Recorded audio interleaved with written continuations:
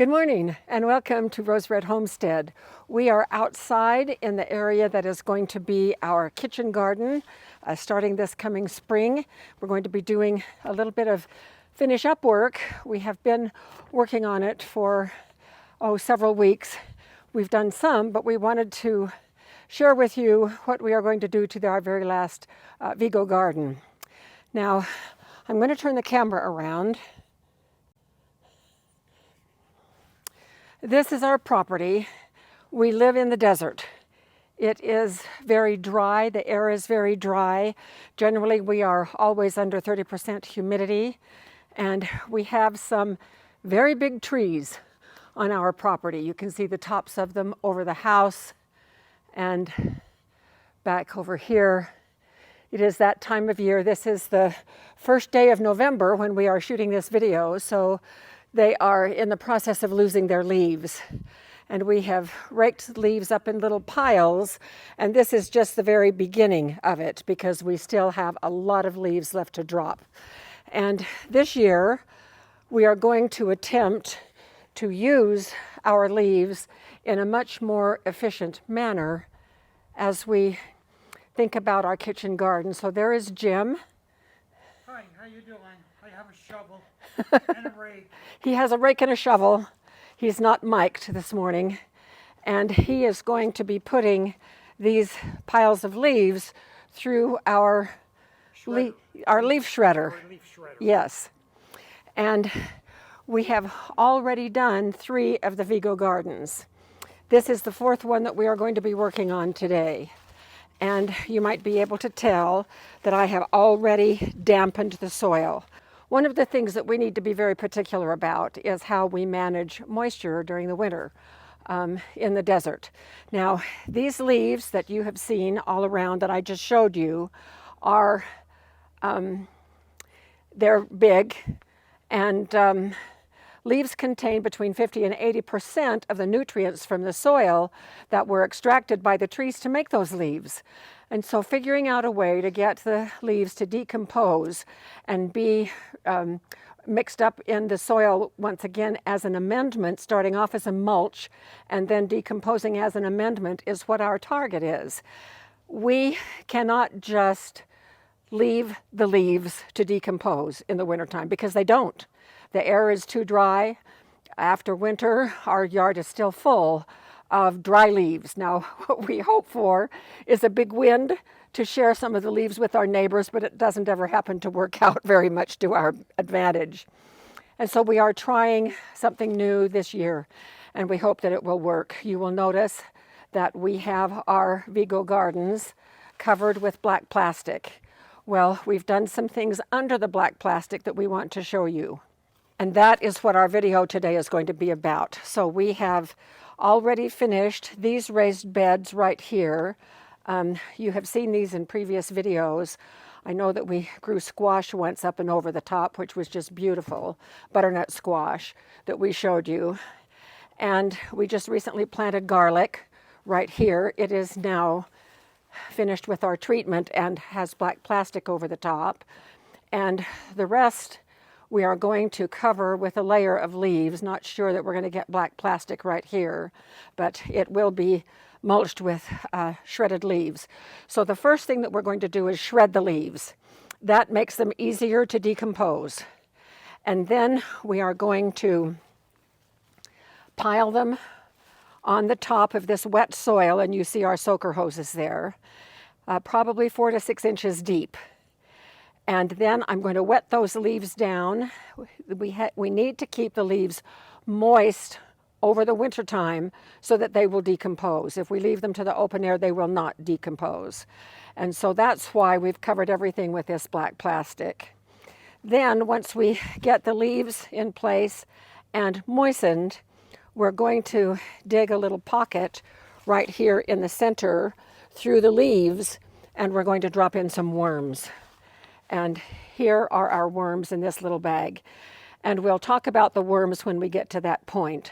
So we're going to watch Jim as he shreds a few leaves for a few minutes, and then we'll come back when we are putting the leaves in on top of the soil in the garden.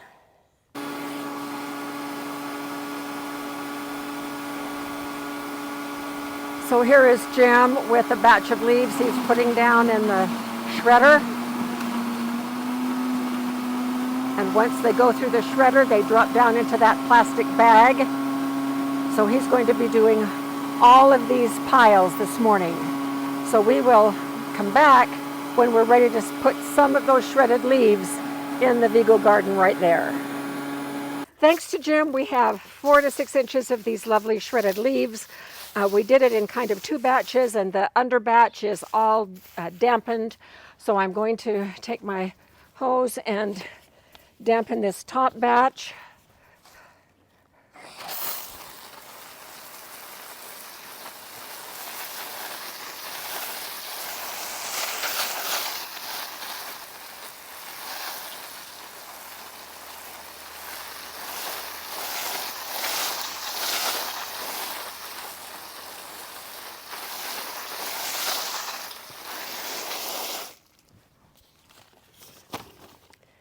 And just give it a little turn to make sure we can get the dry on the top, and then dampen it again.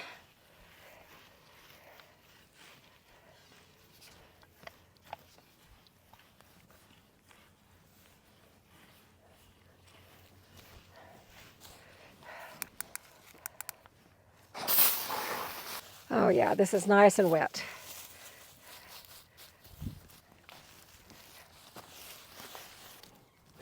Okay, so we ordered worms. We've been on this property now for 13 years, and we have seen practically 0 worms. When we had been here for about 2 years, my son and his fiance moved out here, and they put worms in the garden once, and we saw a few worms during that growing season. But after the water was turned off, we never saw another worm even the following years afterward. And so we know that our soil is very, very dry. Worms need moistness, water. They also need oxygen. Jim and I don't have a very good history with worms. We just have celebrated 26 years of marriage. And right after we finished our work at our university where we were seeking our PhDs, we moved to Reno. I got a professor's job there, and we lived in an apartment, and I just wanted to have a little bit of, I was teaching science for future school teachers, and wanted to have some classroom examples of things that you could do with living things in classrooms. And so I decided to practice with growing worms. So we bought a whole worm setup. It was a big old box. My hands are dirty. A big old box, and several hundred worms. And I think weren't they earthworms, Jim? The big earthworms. And we had those, I don't know, a couple of weeks, and then we went away for the weekend, and I was following the instructions to the letter. When we came back after our weekend away, the worms were all gone. We have no idea what happened. Literally, they were gone. Our apartment had an enclosed patio. Nobody could get in without going through our apartment. We didn't know if it was birds. The worms weren't even open to the air, were they, Jim? No. They had a cover. Yeah, a cover on the top of them. And they were just all gone. There was not one worm left. And we've tried a couple of more times. Not even a carcass. No carcasses, no remains, nothing. I like double negatives. They work sometimes. I know. And so, and we've tried 2 or 3 times since with not much luck. But we're going to try again. And this time, we're not going to try to grow our own worms. We bought worms and we have distributed them. We bought, I'll get them here. So we bought 2 bags of worms, Uncle Jim's Worm Farm. We bought them through Amazon. I'll go ahead and put the link at the end of this video in case anybody wants to check them out. But I got 1,000 in this bag and 1,000 in this bag, and we've distributed them evenly. And here is what we have left. We counted them out, right? No, we did not count them out. And here's what we have left. So I'm going to dump them out on this little tray so that you can see them. They're really cute. So these are the last of our 2,000 worms. So the mound is moving. You can see them. Of course, they don't like sun. Here they are. Yeah.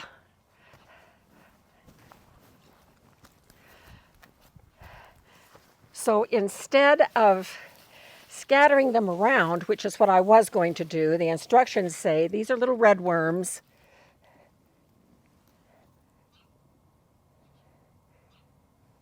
They like living in colonies, and so the instructions are to place them in a moist place in your garden.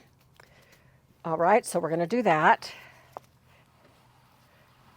All in one spot rather than sprinkled around, because they like togetherness. And then on top of that, we put a wet newspaper. So I'm going to get this wet. They're moving, they're moving. So this is a piece of newsprint without the ink on it. And so we're going to cover the worms with that. Then we're going to bring the leaves back on top of them. The leaves, of course, will supply them with enough food for 100 years. We need to be sure that they have oxygen, and there's plenty of oxygen in the leaves. And now, to help with the decomposition of the leaves, we are going to put black plastic over the top, and I'm going to show you how I do that. Because this plastic has to go on in two pieces because of this, I get it arranged to where it has a nice overhang on each side. Or I can trim it later. And it has to reach the middle and come up like you see these have come up like this. So it has to come across the leaves and then come up a little bit so that I can fasten the two together with clothespins here, and yet it has air holes to keep some oxygen going there. So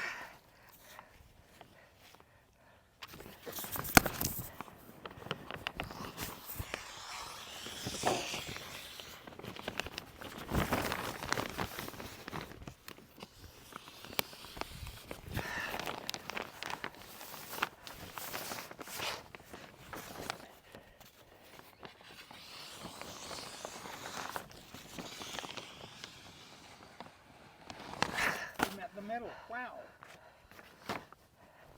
and then this piece goes on the other side.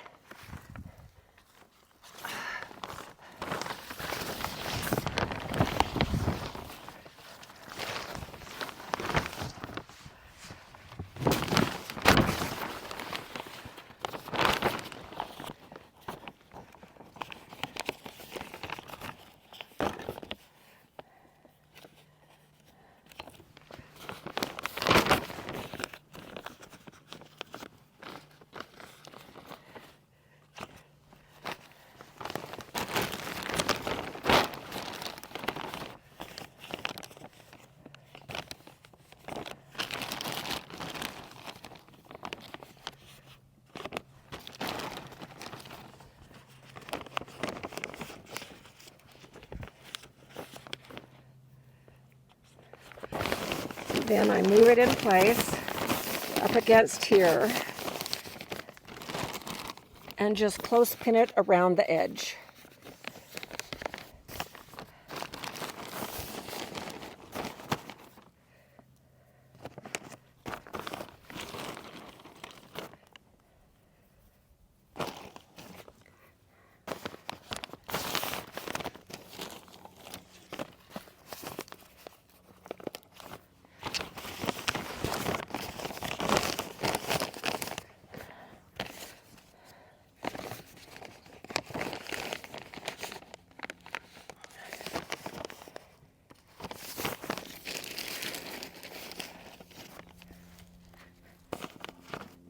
And this tail is a little too long, so I'm just going to cut it off.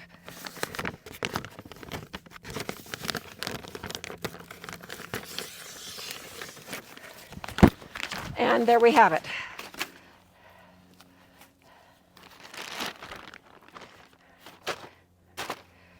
So Jim likes to put a few little rocks around as well, so we'll let him do that after we finish with the video. And the thing that we will be able to do during the winter time, because I know that those leaves are going to get dry, they just will. And we'll be checking them periodically. But remember the soaker hoses. The hose that I use to run the soaker hoses is part of the house water. Our other water, our sprinkler water, irrigation water has already been turned off, but the house water is always on, and that hose connects to the house, and I just connect the hose to the soaker hose here, and I can get more moisture in these beds as needed throughout the winter. So this is our plan. We are hoping that it works, and we will bring you back in the spring for the great unveiling so we can see if all of this effort has been worth it. So thank you for joining us on this beautiful November day where it's going to be, I think we hit 60 today, but it's cold and freezing at night. So we're headed into late fall and then winter. So we will see you very soon with more videos.